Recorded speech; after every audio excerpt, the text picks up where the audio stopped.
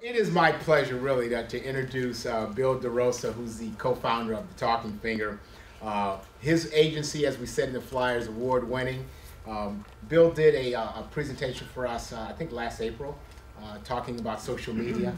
And with everyone taking a look at LinkedIn, really being the place where businesses need to be and connecting, we just thought it'd be great to bring Bill back. If you haven't heard Bill speak before, he's informative, he's engaging. I actually like listening to him. I really do. But he really understands this business in a way that I think makes it tangible for small business owners. So I think you're going to get a lot out of the session. Bill's going to give his presentation. We've certainly left some time at the end for questions and answers and to get you out of here on time. So without much further ado, Mr. Bill DeRosa. Cool, thank you. Yay. All right, guys, so going to be talking about LinkedIn today. And the first thing I want to know is how many people here have an active profile? And I don't mean just a profile you set up, but something that you're actually using. Okay, that's awesome. Cool. All right, so everybody's kind of in that past. LinkedIn is paramount for B2B. You know, we're always trying to figure out what social networks to be on for different businesses, different applications, everything. And B2C is lucky. You can usually pretty much be anywhere. B2C can use Facebook, Twitter, YouTube, Pinterest, Instagram, even LinkedIn. B2B has a little bit of a tougher time. B2B is usually mostly on LinkedIn because that's really what the field is. And as we go through, feel free to stop, throw something at me, yell at me. If you have a question, I like it to be interactive. So if there's anything up there that I'm showing you or you don't understand, please stop me and ask. And then, of course, at the end, we can have a full Q&A session. So without further ado, and I have to do it the old school way because there's no internet that I can do this. Okay, so LinkedIn. Well, we're going to basically cover these topics today, and we're going to cover some others. Oh, I'm going to knock over the funeral candle at me. Scary. Okay, so these are the things we're going to be going over and everything. But of course, we're going to be covering a little bit more than that. So, boop. Okay, and I'll make little noises. How many people got this in their email just about a month ago? Okay, cool. LinkedIn started this whole new thing this year with being top 1% of LinkedIn and everything else. And when I first got it, I thought it was really cool. I'm in the top 1% of LinkedIn until I realized there's 200 million people on LinkedIn, and I'm one of 20 million people, I think, 2 million people, so wasn't that special. But LinkedIn's going to be doing this every year, and it's a good gauge. I actually know a lot of people who got like top 5% of active profiles, things like that. So using LinkedIn, they kind of give you a reward, and you get a little cool little ribbon that is almost meaningless, but it's fun. Yesterday was a little interesting story on the side here. I was creating this LinkedIn presentation yesterday, and I had a basic one already built that I had to customize for today. LinkedIn was down yesterday for all my screen captures, which is awesome. So I started at 8 o'clock in the morning, and I was doing this presentation until 6 o'clock at night because it kept going on and off, on and off. I'd do a screen capture, it would go off, and I'd be like, "Arr!" So it was a little funny. And it's the first time LinkedIn's been down in 8 months. So it happened yesterday, which is perfect timing, yeah. I tried to set up my LinkedIn account yesterday, and I kept getting that. And that may or may not be why I've never been able to log on. But the other thing it immediately asked me was, do you want to upgrade your account? I didn't even set up the basic account.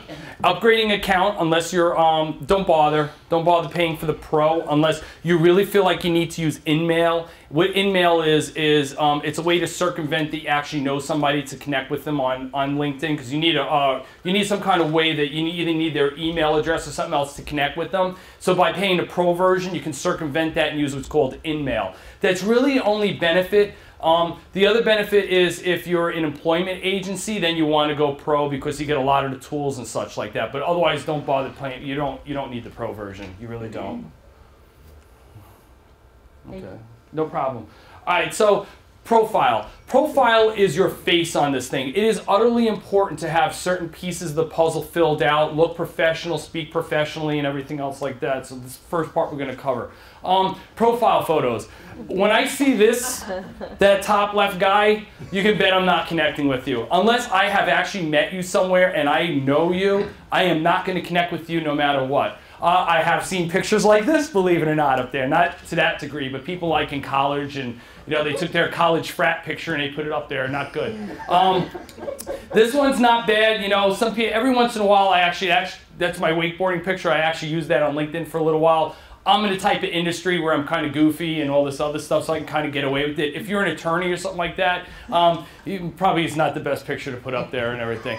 But this is what you really want. You want a good headshot, something that shows your face clearly. And why? Because when you go to events like this and you want to connect on LinkedIn and you go to somebody's profile, there's a bunch of William DeRosas out there. If your name is John Smith, there's probably about 50 billion John Smith. So having a really good, clear photo of yourself on LinkedIn is really important.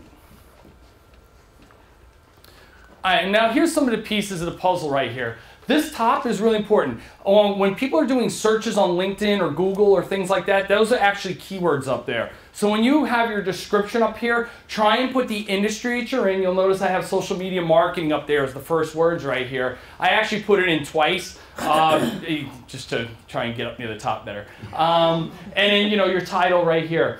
Your current should always reflect, obviously, where you're working right now. And we're not going to really cover company pages today. We're going to really just talk about personal profiles.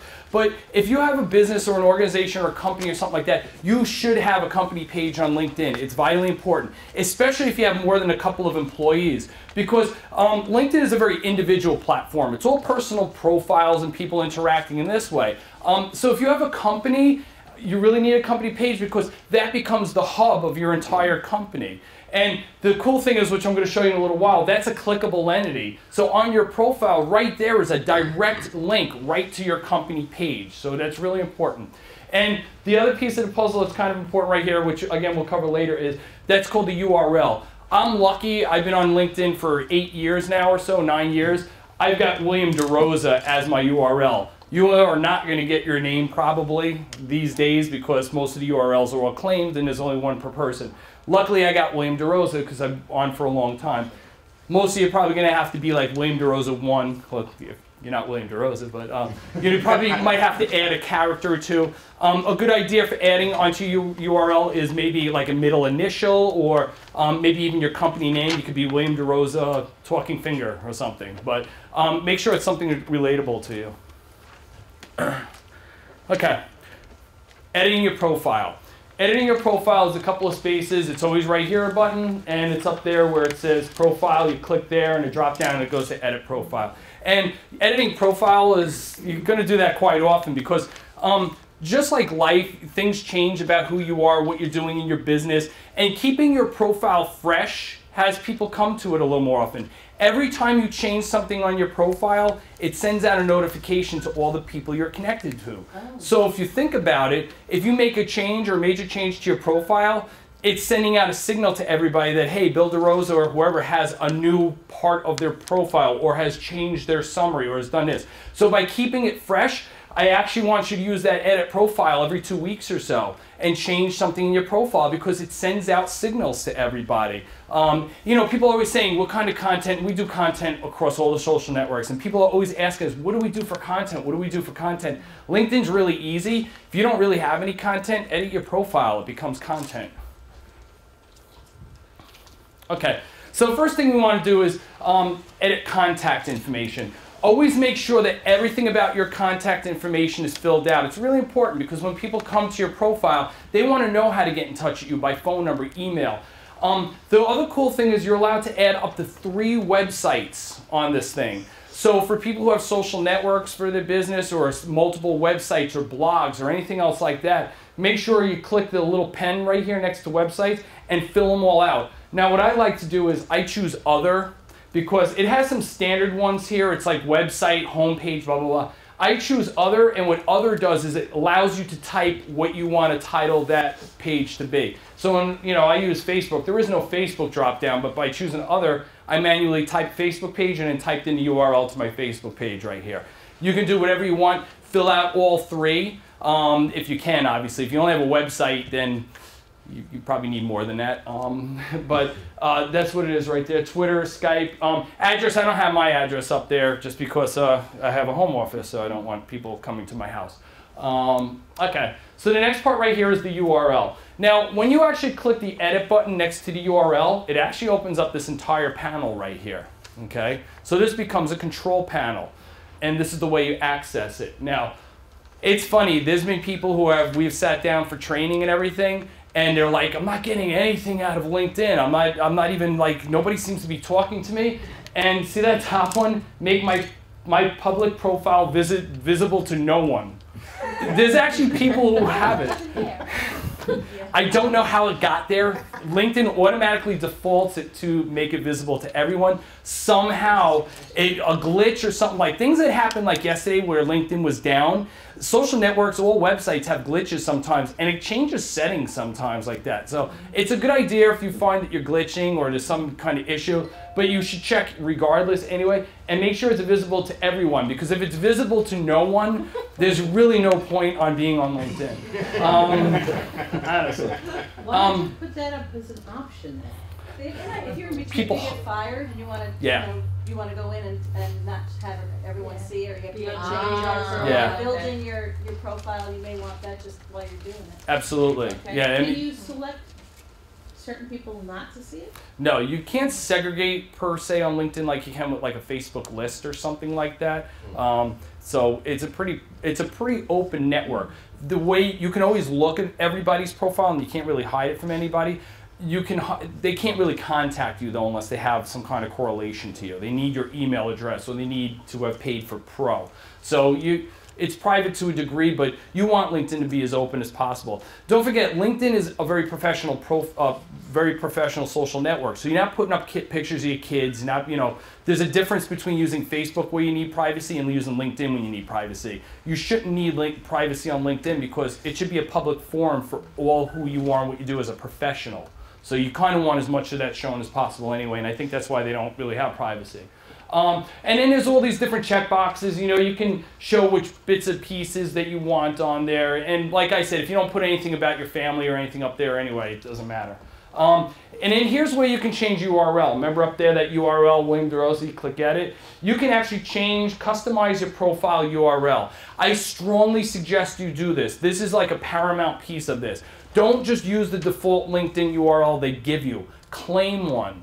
When you claim one, it sends out signals to Google and things like that. What ends up happening is if you use the default URL that LinkedIn gives you, search rankings don't really rank you as high as if you actually claim the URL. It sends a signal in the algorithms to LinkedIn that this person actually took the effort to change the URL, so you get ranked a little higher. And we'll be going over in a few minutes anyway about search, but LinkedIn search works the same as Google. It goes by keywords, it goes by the things you've done on your profile, so it's important to claim your URL on LinkedIn.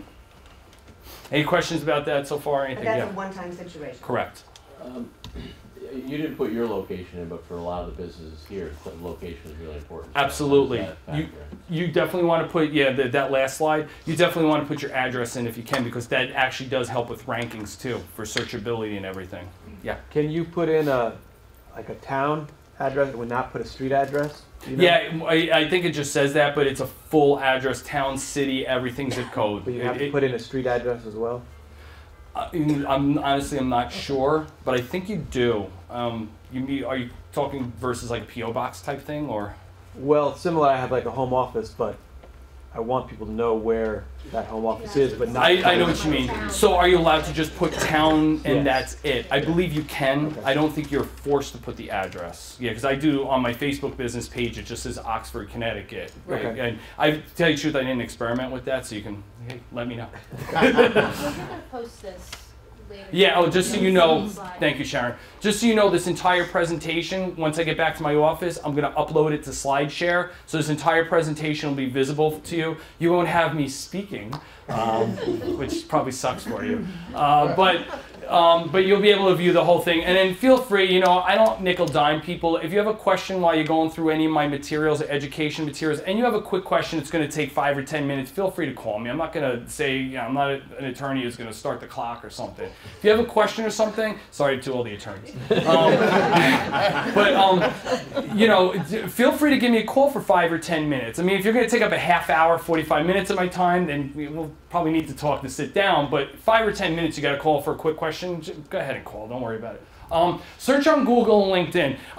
What's really funny is what you're seeing here actually goes to about here and about here. And that dot is probably a lot larger than it should be, but you are a single person in a universe. You know, I'm way into quantum physics, so the universe is an entire place, and in the scope of that, Earth is like this tiny little microcosm. You're the same way on the internet.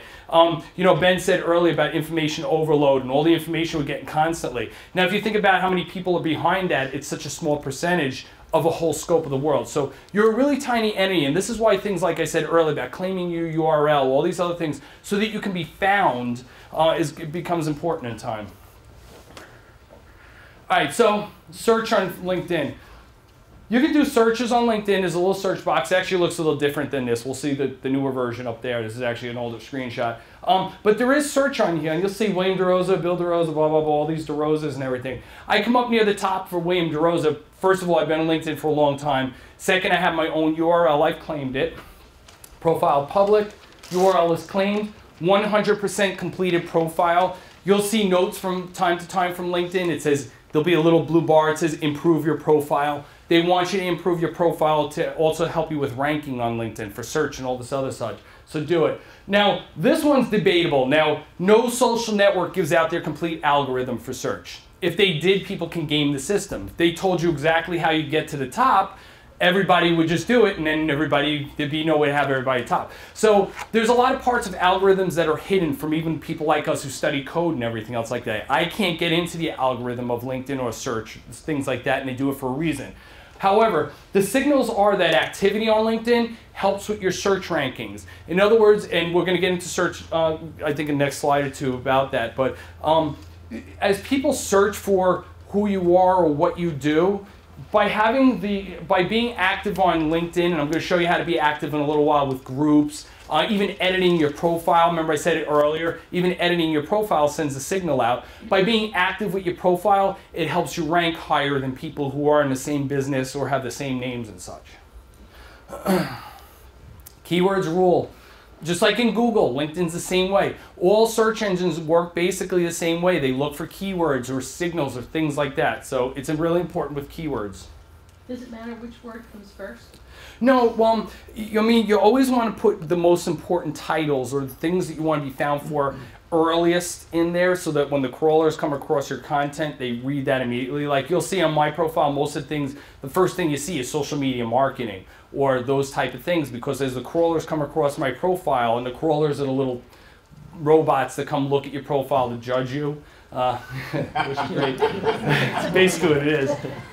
This person stinks, this person's good. No, I mean, like this woman, Eve, she's got CEO first and then social media, or would it be better to put social media first, then CEO? Does it matter? No, you know, when it's in the title like that, it doesn't matter per se. As long as it's in the title, then it doesn't matter. Where it kind of counts a little bit more, and it's even debatable whether it counts or not, is in like the summary sections or your actual descriptions once you get Right. on that. Right. And it's it's debatable whether by mentioning it up front, it helps with your search or not. This is no longer relevant, and I'll tell you why. And if you guys remind me, you really want me to, I'll show you at the end why I don't rank 8 anymore. But this is a screenshot, and I purposely leave this in there for a reason. This screenshot was taken 2 years ago on LinkedIn, okay? I know how to use LinkedIn really well. Social media was just kind of taking off, so there was not a lot of people who were social media consultants or agencies or anything else like that. So by doing my profile the proper way, I came in 8th. Out of 783,000 results for social media marketing, okay? So that's a high ranking. If you were a website, you'd be paying that SEO guy a lot of money to get you up to the top like that for a rank. So by doing it the right way and tagging myself and doing all the different things, I came in 8th. Right now, I think I am 300 and something. And the reason is keyword stuffing. And what I mean by keyword stuffing, if anybody reminds me at the end of this and you really are interested, there's people who are on their profiles, for example, their title is William DeRosa, social media marketing, social media marketing, social media marketing, social media marketing, social media marketing. And they literally copy and paste the word social media marketing like hundreds of times in their profiles just so they can get up to the top. People who aren't even in the industry, and you'll see trends like this that happen. People who aren't even into social media marketing at all, they could be a landscape company, they're throwing social media marketing in as a keyword just so they can come up and be found that way. So keyword stuffing is becoming a problem on LinkedIn, and I know. And so it's becoming an issue, and people know that now. LinkedIn has actually put out a notice, I don't know, it was like a month and a half ago, that they're going to start going through these algorithms and start changing the way that they look at keywords because people are doing keyword stuffing now. So just be mindful of that. It does go by how many times you mention a term in your profile. It does actually count the word social media marketing in my case. It does count how many times it appears in my profile and ranks it partly on that as well. That will change, yeah. If you're trying to position yourself SEO-wise on a website, you have to be careful about how many keywords you use because Google doesn't Absolutely. Really like too many. Does that, and maybe that's what you're just... That's what they're going to be moving to. That's exactly what I mean to. Google, that's the black hat techniques and all these other things. Google realized that people or SEO people were stuffing. I mean, it was basically keyword stuffing. Google rewrote the algorithm so that people who do that now get punished. If you keyword stuff your website, you basically get what's called blacklisted on Google. And then you don't appear anywhere in their search because they say, just like Mutombo. Everybody see that Geico commercial? The commercial's awesome. Not in my house. It's fantastic. But LinkedIn's going to be doing the same thing. That's exactly what I'm talking about. That's actually a good description of the way it's happening. LinkedIn is going to start punishing people who keyword stuff. Simple as that. But it still doesn't mean don't put those keywords in there. You know, what you can do is put it in 7 or 8 times across there, whatever industry term you want to be found for. Okay, so does anybody have any questions about like the search and the keyword kind of aspect of LinkedIn and what you need to do? No? Okay, cool. All right, summary. Summary is the most important piece of your entire LinkedIn profile. Why? After your name and title and everything, the first section everybody sees is the summary. Now, I get yelled at. We had a PR agency who we worked with for a while who helped me write this, and frankly, I don't like it that much anymore, so I'm going to actually rewrite it and press edit to get more content out there. But it's really important. This is keyworded again. You'll see social media marketing, and if you can't read it from where you're sitting, but social media marketing is mentioned a couple of times, and marketing is mentioned. Make sure that when you describe yourself and that you put things in there that you want to be found for. So if you are a landscape contractor, make sure you put landscaping in there, landscaper, a couple of different terms in the description right here so when people search for you. It's also your first thing, it's also the first thing people read about you. So if you really want to present yourself as a professional or a thought leader or somebody who really people want to do business with, make sure that your summary is well written. Check for grammar, check for spelling, send it to a copywriter or a proofwriter if you need to. Have your wife or husband or somebody smarter than you look at it and just tell you what's going on there. But it's a really important piece of the puzzle, and I come across so many profiles that are so lame with their summary, and it's like 3 sentences, and I'm like, well, what do you do? Who are you? What are your characteristics? Like, why should I call you? Why should I connect with you? So this is a very important piece right here. All right, and you'll see at the top, this is actually, LinkedIn came out with this, forgive me, 4 months ago, 5 months ago, they changed over this new format. At the top of every section on LinkedIn, you'll see those 3 icons. The pencil, everybody knows is edit, add link, which is that box, and a move section.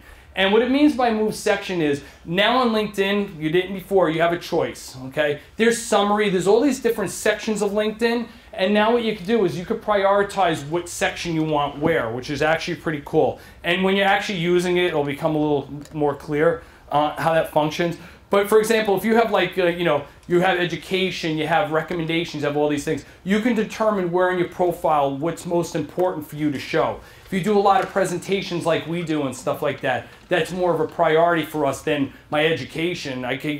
My education was, what, 25 years ago? Who gives a crap? You know, it's like people want to know what I'm doing now. So things you can change around for priority. But if you're a college professor, the education maybe needs to be up near the top. So you can kind of organize your profile however you want with whatever most important.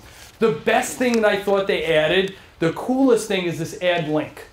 Add link is in every section, and the add link really finally makes your LinkedIn profile very rich. LinkedIn profiles were very static before. You know, for the people who've been using it, it was pretty bland. I mean, it looked like a Word document. I mean, it's really all it did with no images or anything. By adding this add link feature, it was awesome because what I can do, and anybody who has any kind of content online, I do a lot of SlideShare, which I told you earlier. I'm going to have this presentation. So what I actually did was I added the link SlideShare, and there you go. Embedded right in my summary section, right here are 2 presentations that I've done recently. How rich is that? How great is it that you can show people, rather than just describe yourself, you're using visuals to do the same thing. They can be images, they could be anything else.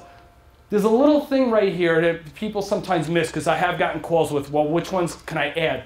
There's a little link right here, supported providers. It'll tell you exactly the social networks and things that you can put images on, for example, that you can provide a link that will embed really well on here.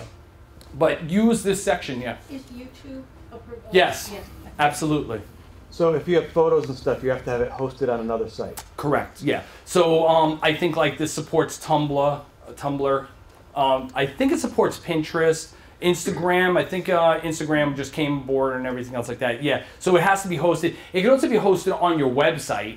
It has a free links to any kind of like domain name type of thing outside of social networks.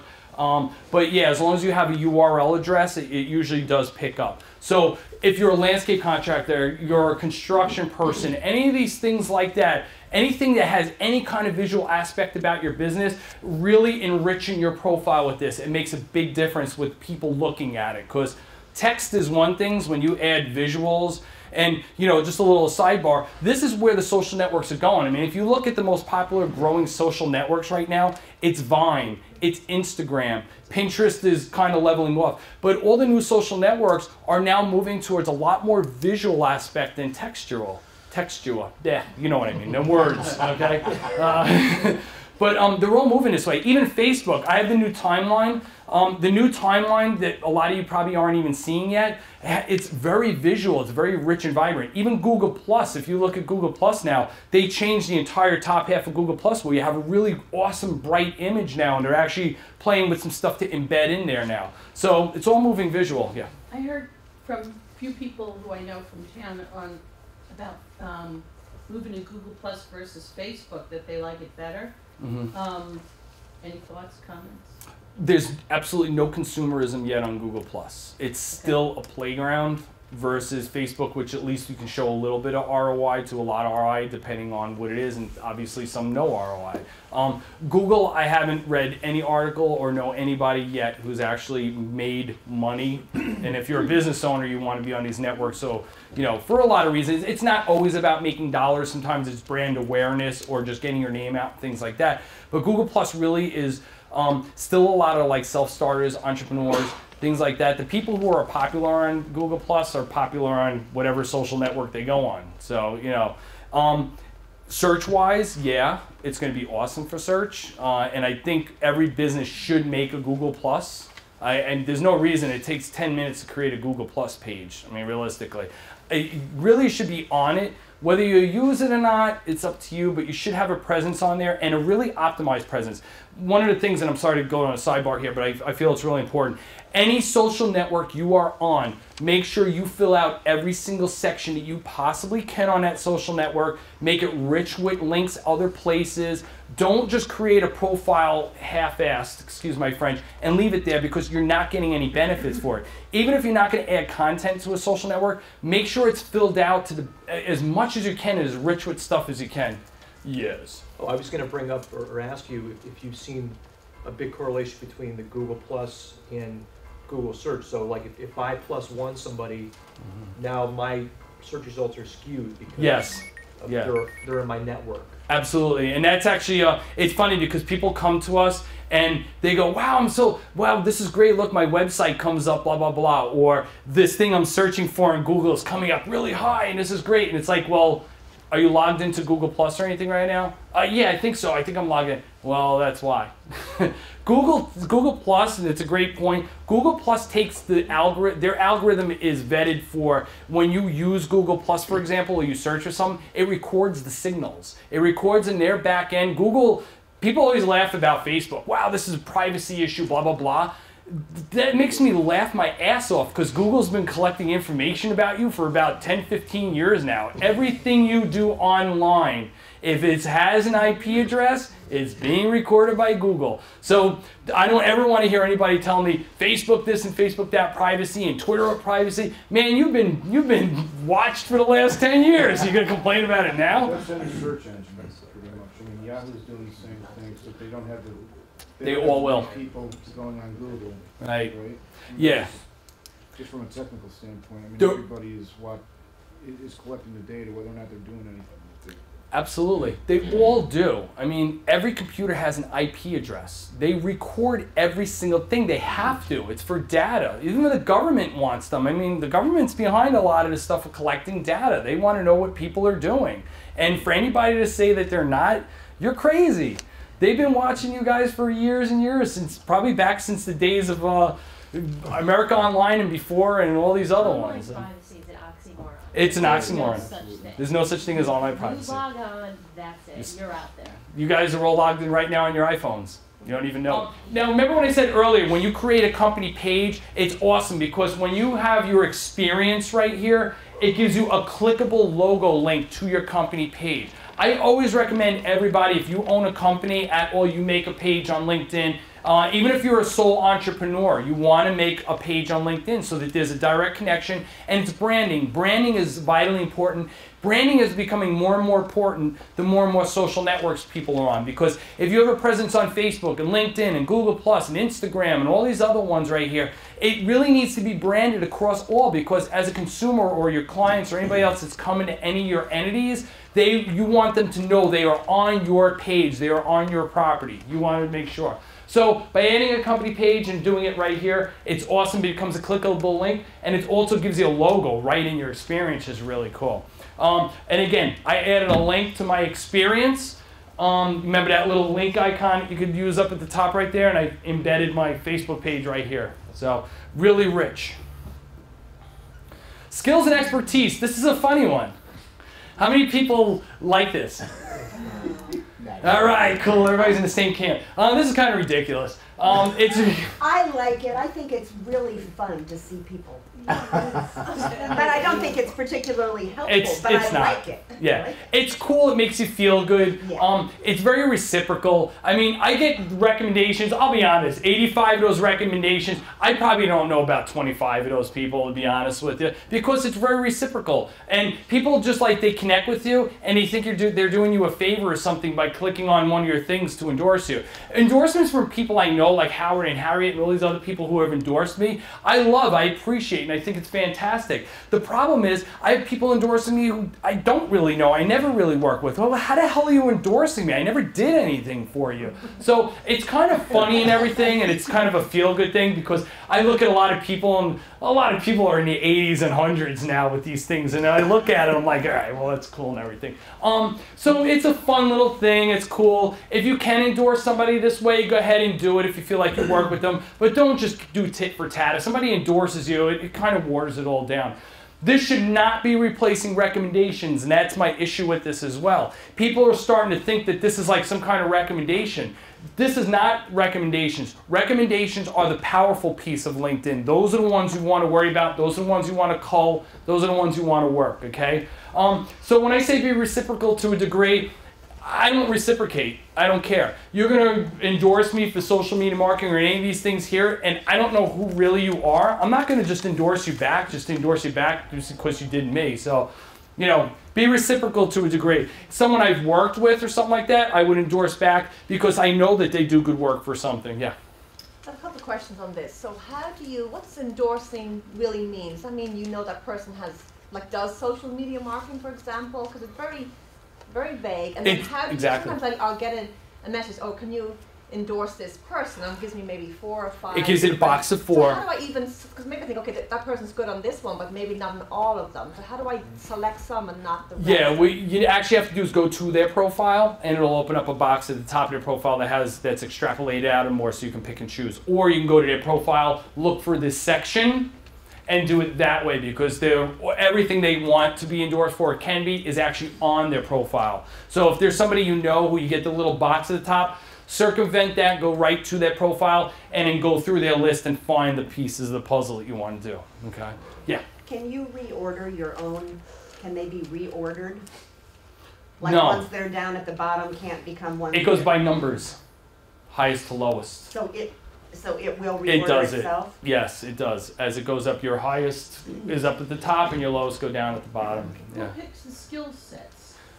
You do yourself. These are the ones you put in, and or they're generated from some keywords in your profile. It's both.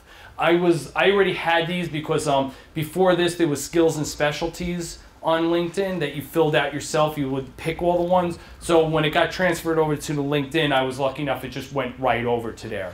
But now you can choose them, or in some cases, if you haven't chosen them, it'll just go through your keywords and find ones that automatically for people to default on. Okay. Talk more about recommendations. Yeah, absolutely. We're actually going to do recommendations. I think. Hey. Foresight. Ask for a recommendation if you feel like one.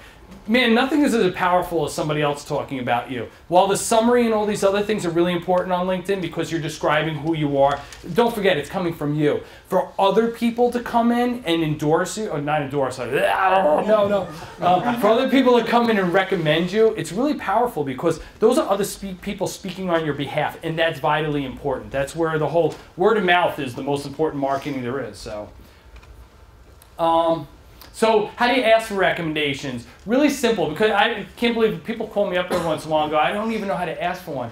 Profile, recommendations, and I wish I had my iPhone, so I'll walk here. And it's right here, okay? So, and it's up at the top, you click ask for recommendations, and all those right here. So what do you want to be recommended for? You know, whatever your past life is, whatever you want to get recommended. Because people have 3 or 4 different jobs in their lifetime. You can actually choose.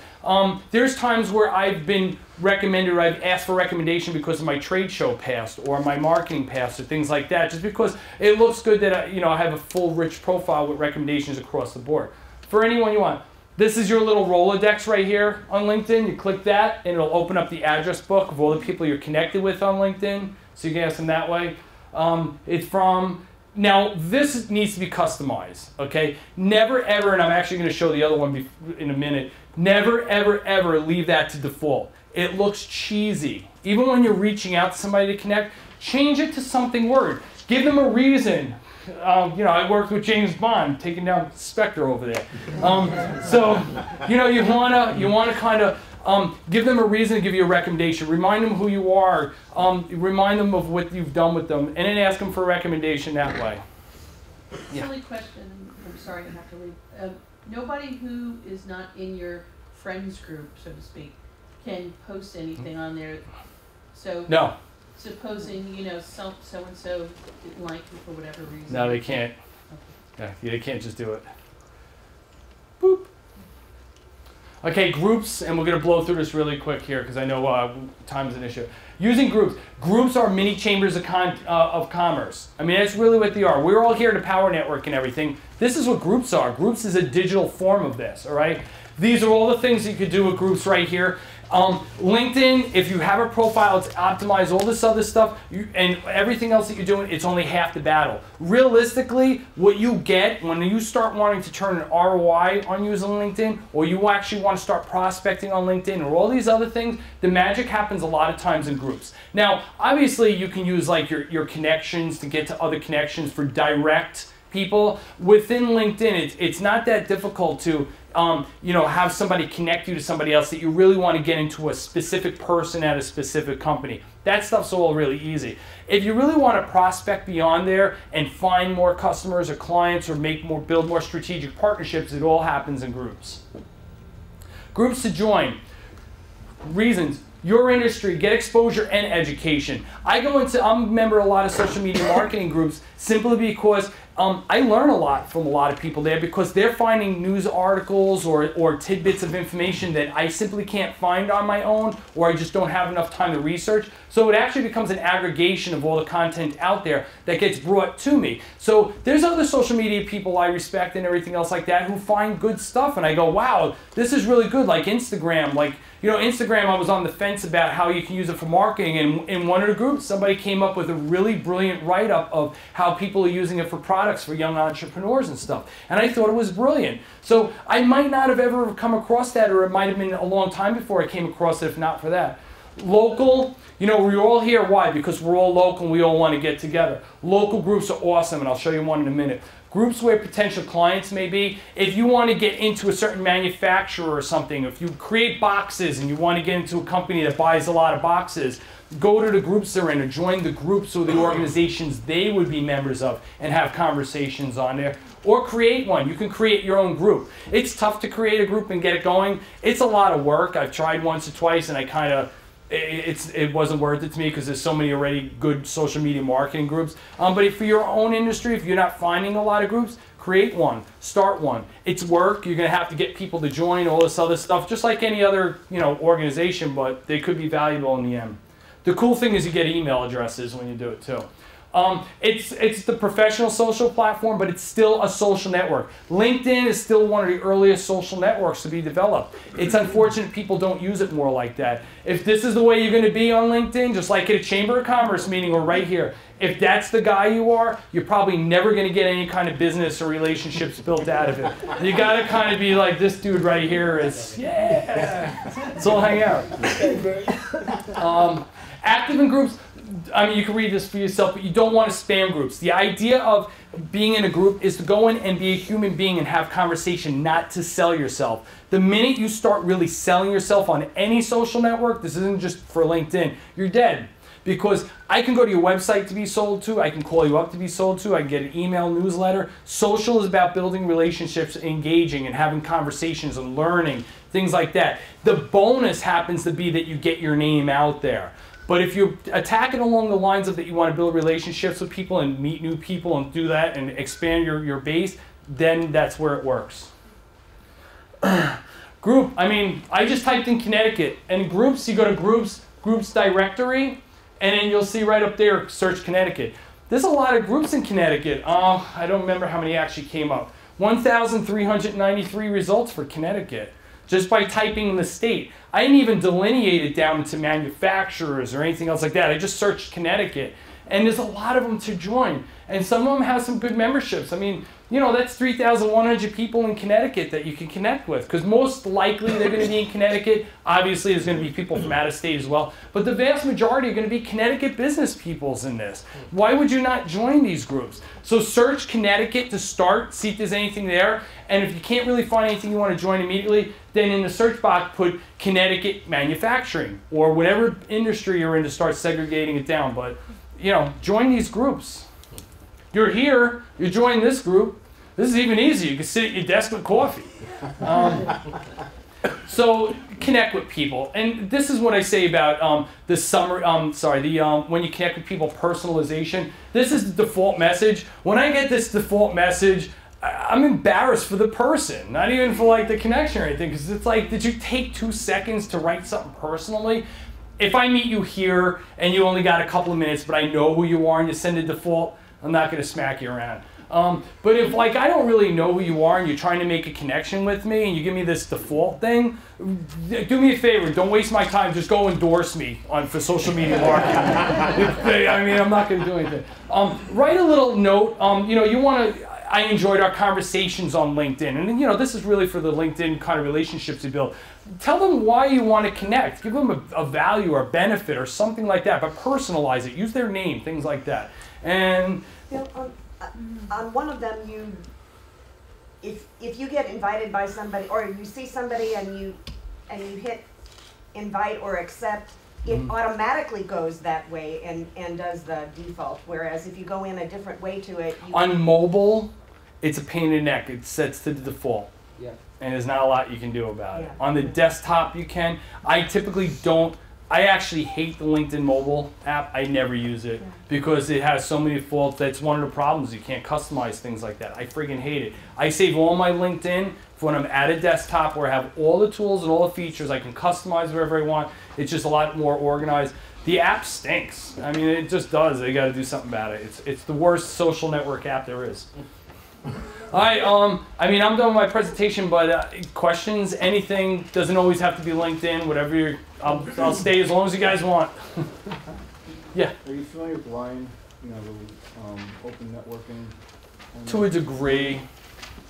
I was just wondering if you thought there was any benefit to it. I honestly, I can't answer that either way because I've really never. Has anybody been in Lion? Anybody on LinkedIn on that? I mean, that's one of those things that. Well, it's basically just It's the open network, and I'm a member of it. And to be honest, I've never seen any value in it, but I might not be working it as well as maybe it should. That might be a question for somebody who's really specific, who's used that tool. But I'm sorry, I don't. Yeah, I couldn't give you a good answer either way. My apologies. So if someone was, people talk about working LinkedIn, and that's part of why I'm here, because I use LinkedIn like it's there, but I'm not active. So what's like a good weekly routine? You know, what are some things that you can do? Like you're going to block out an hour a week to do LinkedIn. Yeah. What does that look like? Absolutely. Fit it into your calendar first of all. But if you can spend an hour to 2 hours per week on LinkedIn, you're fine. And that's going to really be determined by how active you are in groups. Because realistically, most of your time on LinkedIn is going to be sucked up by group stuff more so than individual connections. Because individual connections are really quick and simple and easy. It's sending a quick note back and forth and networking like that. But realistically, I would say, you know, if you can spend an hour per week just in groups where you're having conversations, that's where the magic comes. And the cool thing about groups, which I may not have covered either, is to connect on LinkedIn, you actually have to need somebody's email address, or you have to be introduced to somebody. Groups completely circumvents that. If you are a member of a group and someone else is a member of a group, you can connect right away. You don't need their email, anything else like that. Just because you're members of the same group, you can connect. So it's also a good way to circumvent having to take so much time building connections that way. But, you know, especially you're right here in Connecticut, and you're doing marketing, all that other stuff. You really want to look for some of these groups and stuff to join that are marketing, or clients you may want to go after, things like that. You know, the other thing is clients. Like if I want to get into, say, Pez Candy or something like that, or Pilot Pen or something, I'm going to search Connecticut groups and see if I can find anybody in those groups, or go to Pez's company page. It lists groups people are in and stuff like that. If you do a little bit of research, you can find groups people or company pages are in. Go to those groups and start finding conversations and get involved with those people. It's like, and then when you do a cold call, it's not so much a cold call, because you can always say, hey, you know, this is so-and-so from whatever company. You know, I just want to introduce myself. You know, we had a couple of conversations on LinkedIn. I really love what you wrote about this, or stuff like that. It's a good in to get in there. Especially for you, you should use LinkedIn. For you, I'm going to say 2 hours a week, because that's a really good way for you to get into a lot of these companies and stuff that you want to get into and build really. That's a great idea. A way to kind of to find a company you want to get after, find out what group they're in. Absolutely. Start hanging out in that group and being the expert and being the, you know, exactly. Conversation. It's thought leadership. It's things like that that really help you get into some of these companies and building relationship before maybe you pick up the phone. Cold calling. I was a big cold caller in a day. I did sales when I was in trade shows, and you know, you used to have pretty moderate success at it as long as the leads were somewhat pre-qualified. Cold calling today, it's horrific. People don't pick up the phone. I don't. If I see a number and it's like, you know, I might pick it up, and as soon as I hear, "Hi, Mr. DeRosa, I'd love to speak to you." Okay, thanks. I'm driving. I don't want any cold calls. I mean, I want to know you first, or at least shoot me an email first to say you're going to call me, or a little something about it. But, you know, it's just another way. Bill, stay right there. Okay. I just want to thank everyone for coming. The thing is, time-wise, we're fine. It's about 9:25. So certainly whoever wants to stay and ask Bill's questions, feel free to do that. Just one thing I want to mention is if you are interested in becoming a member of the Power Network, our next meeting is April the 4th, which is the first Thursday in April. It'll be right here, Spappuccino and Gallagher's, at 8 o'clock. And Harriet's holding up an application. So if you do want an application, definitely see Harriet, see me. But we'd love to have you. We do have some categories that are open. But anyway, thanks for coming. Stay if you need to, but those that have to scoot, we understand. You're free to go. Yes. Yes. I'll stay as long as you want, though. Don't worry. One other quick thing, I didn't have change with me at the beginning when people were paying. So if you still need to transact your payment, please stop at the door, and we have change now. Thank you. All right. And before I step away, thank you, Bill. No problem. No problem at all. Like I say, I'll stay for as long as you guys, if there's questions or anything, yeah. So after I go to a networking event or I go somewhere, I'll sit down and I'll do follow-up emails to people and touch base with people. Can LinkedIn be used as that tool? So, when you send your customized request to link to somebody, Absolutely. Great to meet you this morning. Get their email address. You have to, if you want to connect with somebody after a chamber meeting or something else like that, or in any way, shape, or form, make sure you get their email address. That's your key to their profile, because you can't connect with somebody without their knowing them somehow. It's going to either ask you colleague or something. The easiest way, make sure you have the email address they use on LinkedIn. And even if you have to ask somebody, say, at the chamber meeting or something, say, I'd love to connect with you on LinkedIn after. What's the email address that I should use on LinkedIn? Because people have Gmail accounts now and everything else. People segregate a lot of stuff. So the email on their business card may not necessarily be the email that they use for LinkedIn. And you need the email that they use on LinkedIn. Whatever they use to sign into LinkedIn is the email address. So even if you have to go that one extra step and say, what's the email I should use to connect with you on LinkedIn? What's the one you use on there? Ask them that. It's better than getting home with the business card and typing in and going, What about when someone does accept joining your network? I've actually thanked them for joining my network. And then also say, look, if I could help you out. Absolutely. Yeah, that kind of stuff is right? Absolutely fine, just as long as you don't sell. There's that fine line between saying, here's what I can do for you, versus the used car salesman, Exactly. What can I do to get you in the car today kind of thing. Yeah, no, you just got to put a nice little touch. Yeah, it's social networking. You will alienate yourself faster than anything else in the world if you come out as a salesperson instead of building relationships. Sales, I always have this thing, and I learned when I was going through school for marketing. The goal of everything is not sales and profits, all right? It's the end result of the goals that you've set. I mean, that's really what it is. So when you have conversations with people and you build relationships, the sales and all these other things become part of the cycle towards the end. But if you start off with selling, you turn people off. I know I get turned off if people come up to me. I hate going to chamber meetings and people come right up to me with their business card and go, hey, if you need any insurance or anything, it's like, no, I don't care. Even, you know what? You could follow up with, it's free, and I'm probably not going to do anything with you just because of the way you approach me. You don't even know who I am. You haven't even asked my name, and you started selling. So, anybody else? I just have a question with recommendations, because I had sent out and got a lot back, and some of them emailed it back to me. They didn't do it through LinkedIn. Misspelled my name. How do you? Your name's a little tough, though. Yeah, it's right there. But how do you go back and say, love it? And can you? I hate that, and you know what? I don't know, because it's happened to me once or twice, and I've cringed because I felt so bad that they took the time to do it and they emailed it to me, but it didn't appear on LinkedIn. And it's like that's where it was supposed to go.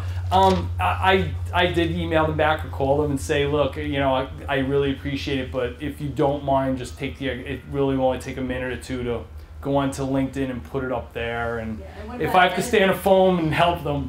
Editing, I'm 50-50 on editing. I've never ever told anybody to edit a recommendation yet. If somebody's saying something that you feel is really outside the box, or maybe you don't feel comfortable because maybe they oversold you kind of thing. Misspellings or grammar. It's hard to correct people without insulting them. And you know what? I'm a horrible speller. I admit it. So I don't mind because I know it, but some people think they're spelling okay and the grammar is great and they might get insulted. I wouldn't, because I know I suck at it. So when people say, hey, it's misspelled on our Facebook page, it happens all the time. Hey, don't you know how to spell achieve yet? It's like, yeah, whatever. But, that's something that's very personal that I can't really advise.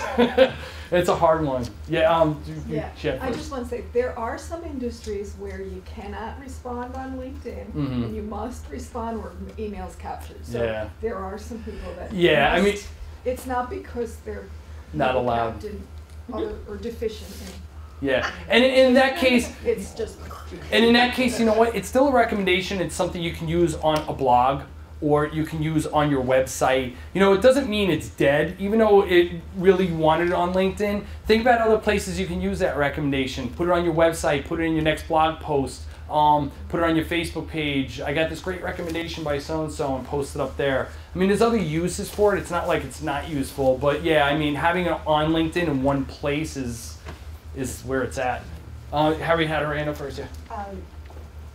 You know, a lot of people use LinkedIn for career search. Absolutely. And one of the things that I've noticed is that recruiters are tending to post job posting, job posting, job posting, job posting. How do you feel about that? They're posting it where? On LinkedIn? Yeah.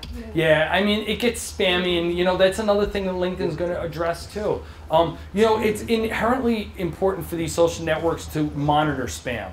Because for a user experience, if you come in there as a person and all you see is spam, you probably might not want to stay with that site so long. So it's in their best interest to not spam off. And I'll guarantee that's going to be one of the things that'll be changing too, of those job posting things that get spam. Because I see them too, and I'm not even looking for a job, and I get the spam on it. He had his hand up first, quick. That's okay. Okay, go ahead. You were talking about blogs. Now, I know that typically blogs were for personal use. How do you recommend a business approach a blog without sounding like they're rambling? First of all, if you don't have anything good to say, don't bother. Because blog, especially a blog, like Facebook page, you can get away with short little snippets because of the thing. Blog is a long format. Typically, you know, there's blogs that only do 2 paragraphs and they're fine. If you really don't have much to say, don't bother doing it, because the whole idea of a blog or things like that is sharing content that people are going to find valuable, relevant, and hopefully they're going to share. You know, the whole end result of using social as much as possible is to have not just your followers or people see your content, but your followers and the people and your advocates share that content out with other people and extrapolate out. That's where the viral aspect comes from. The people who are already connected with you are pretty much connected with you, and they're more or less going to read the stuff. You want to get to the outskirts. So as far as a business handling a blog, we work with a lot of companies who didn't think they needed a blog, and then we created a blog and it was great. And there's other businesses who really wanted a blog, and we said, probably not in your best interest to build a blog. I'd rather you do something else on the other social network. So really it's very individual basis by basis on the company. If they have something good to say, then a blog is awesome. And a blog is really good for SEO. I mean, that's one of the benefits of a blog. You know, we usually recommend using Blogspot or Blogger, depends on what Google's calling it at the time. But because it's owned by Google, it gets really good high relevancy rankings. Now, they say it doesn't. They say, oh no, WordPress and Blogger and all these are all the same. They're full of crap. Because all the studies that I've seen, if you have a blog versus a Blogger or Blogspot versus a WordPress, the Blogger Blogspot does come up higher in the search rankings when everything is matched up, because they've done tests. There's been SEO companies that do actual tests on stuff like this. And then Google says, no. But I usually recommend use Blogger or Blogspot over WordPress if you can. Unless you have a WordPress website and it gets embedded in there, then you're fine, you know, if you can use it that way. But yeah, very individual, and that's something that each company has to think about, and they can call me and ask if it's worth it. Anybody else? No other questions? Okay, cool. Thanks so much, guys. Appreciate it.